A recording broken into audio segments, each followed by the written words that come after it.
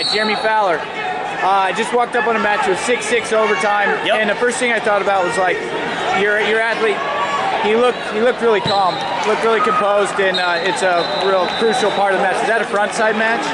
Yeah, absolutely. That was the quarterfinals to get in for the semi. Thanks. Yep, so absolutely. How do you prepare an athlete to be able to stay composed in a big time match and big crowd here, big exciting time? I mean, when you get to this level, you get in these big tournaments like such, you got to teach a kid to be calm. All it takes is one takedown. It doesn't matter when it was in the third period or if it's in overtime, they have to be comfortable. As a coach, your biggest thing in the corner is just to make sure your kid's comfortable. Gotcha. If they freak out and try and go for desperation stuff, bad things happen. There's a double overtime for a reason. We don't need to lose the match in overtime. So I was eavesdropping a bit. You were talking to your athlete after the match and gave up 3 takedowns really quick. Was that early or late in the match? That was late in the match. The last 30 seconds, he gave up 3 takedowns. Thanks. So that's tough, being able to pick up that next one after the mental side. Yep, absolutely. Same thing. Can you prepare to get the turnaround there? I mean, the biggest thing is I could have hounded him in the match, but we don't.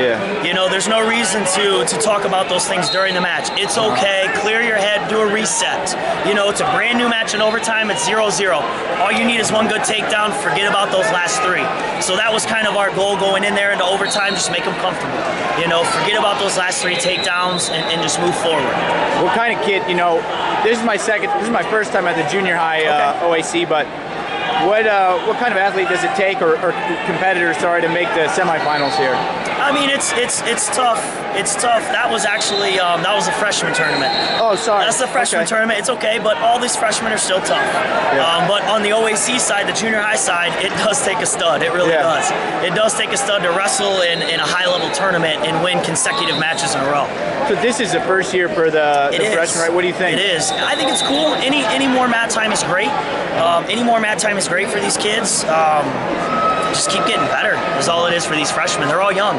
So what makes Ohio what it is in its spot within our wrestling, wrestling? Ohio's a hotbed. I mean, you got Ohio, you got Pennsylvania, you got the Illinois area. Ohio's been great for a long time. It's a legacy. If you win an Ohio State title, you're one of the best in the nation already. No matter the division. I mean, these junior high kids, some of these junior high kids are nationally ranked in the junior high level, and they're coming out here getting beat at a tournament like this. It's very prestige state to win a state title. It's hard to compare, but because these kids are still right here. But when I look back at like 2005, 6, 7, 8, and the amount of All-Americans that came out of there, the number is what it is. Do you think these kids are on track to be at the same level? Absolutely. I mean, next year you'll go to the OHSAA tournament, the high school tournament. The majority of these kids placing here will be placing at that tournament, especially the lighter weights. Some of these lighter weights are definitely tougher than possibly some of those district and state tournaments in Ohio. This is the real deal. These kids are the real deal. Gotcha. Last thing, what do you do? What are you currently doing to keep getting better as a wrestling coach? I mean, you just continue to take yourself out of some of the matches and continue to just self-reflect on yourself. You got to be honest with yourself. Did our kid compete at a level that he should have? What could I have done to prepare him better?